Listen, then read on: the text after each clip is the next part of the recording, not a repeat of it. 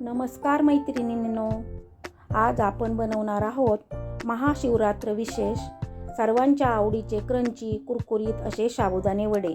हे बनवायला अगदी सोपे आहेत, तसेच ते खायलाही अगदी चविष्ट लागतात। परंतु ते बनवत असताना कधी तेलकट होतात किंवा तेलामध्ये फुटतात। असे होऊ नये म्हणून मी काही खास टिप्स सांगणार आहे, तेव्हा व्हिडिओ शेवटपर्यंत नक्की पहा।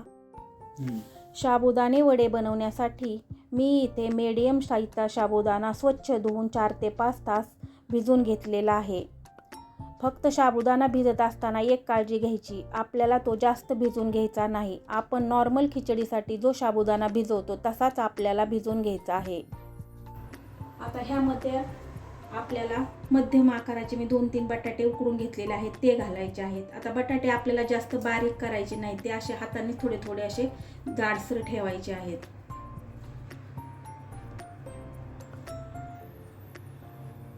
तुम्हाला जर तुमचे वडे जास्त तेलकट नको असतील तर तुम्ही बटाटे हे आधीच उकडून थंड करून ठेवा, म्हणजे तुमचे वडे हे जास्त तेलकट होत नाहीत। अशा प्रकारे आपल्याला हे सर्व बटाटे ह्यामध्ये कुस्करून घ्यायचे आहेत।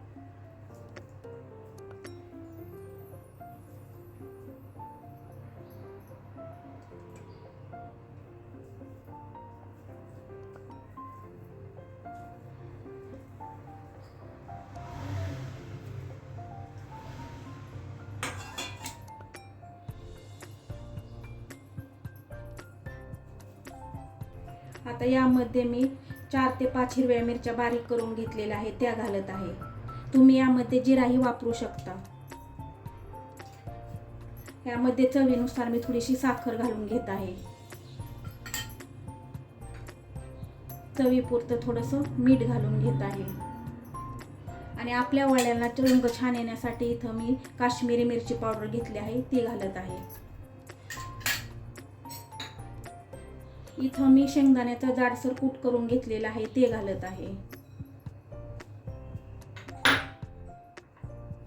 आणि सर्वात महत्त्वाचा घटक म्हणजे इथं मी वरई म्हणजे भगर त्याचं पीठ बनवून घेतलं आहे, ते घालत आहे। यामुळे काय होतं तर आपण जे वडे बनवतो त्याला बाइंडिंग एकदम छान येते। तुम्ही भगरीऐवजी शिंगाड्याचे किंवा साबुदाण्याचे पीठही वापरू शकता। आता हे आपल्याला छान मिक्स करून घ्यायचे आहे। ह्यामध्ये पाण्याचा बिलकुल वापर करायचा नाहीये।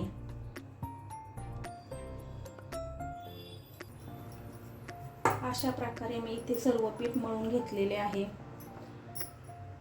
आता हाताला थोडेसे तेल लावून घेऊया आणि ह्याचे आपल्याला लिंबा एवढे गोळे बनवून घ्यायचे आहेत।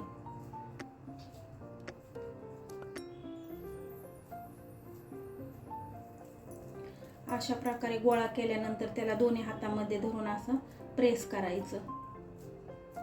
आणि ह्याच्या जर कड्या आपल्याला चिरटल्या असतील तर त्याला असं हाताने थोडंसं व्यवस्थित करून घ्यायचं, नाहीतर मग ह्याच्यामध्ये तेल शिरून आपला वडा हा तेलकट होतो।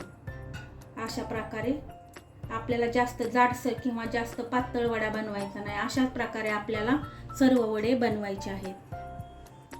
अशाच पद्धतीने आपण सर्व वडे बनवून घेऊयात।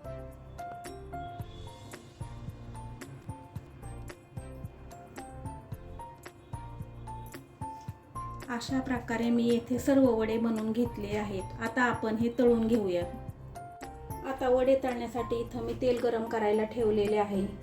तेल आपल्याला मध्यमच गरम करायचे आहे, जास्त कडकडीत गरम करायचे नाही किंवा एकदम थोडं हलकंही गरम करायचं नाही, कारण जास्त गरम केलं तर वडे वरून करपण्याची शक्यता असते आणि आतमध्ये ते कच्चेच राहतात। आणि जर कमी गरम केलं तर ते जास्त तेलकट होतात, म्हणून आपल्याला तेल हे मध्यमच गरम करायचे आहे। आता आपले तेल तापलेले आहे, तर आपण त्यामध्ये आता वडे घालून घेऊयात। वडे घालताना आपल्याला 4 ते 5 वडे घालायचे आहेत, जास्त वडे घालायचे नाहीये।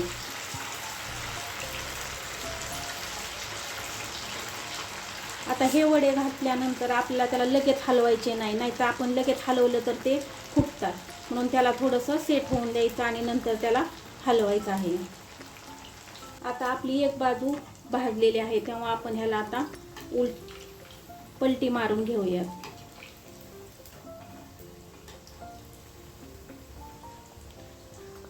अशा पद्धतीने दुसरी बाजूही आपल्याला छान सोनेरी रंग येईपर्यंत तळून घ्यायचे आहे.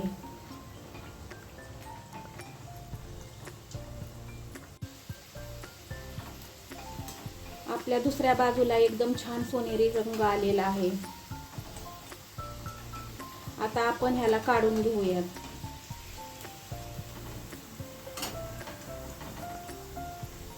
तुम्ही बघू शकता याला किती छान सोनेरी रंग आलेला आहे. आता अशाच पद्धतीने आपण सर्व वडे तळून घेऊयात. अशा प्रकारे कुरकुरीत क्रंची असा साबुदाणा वडा तयार आहे.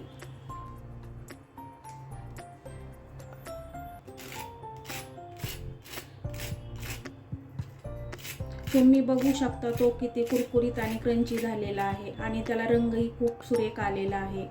आता एक वडा तुम्हाला मी तोडून दाखवत आहे.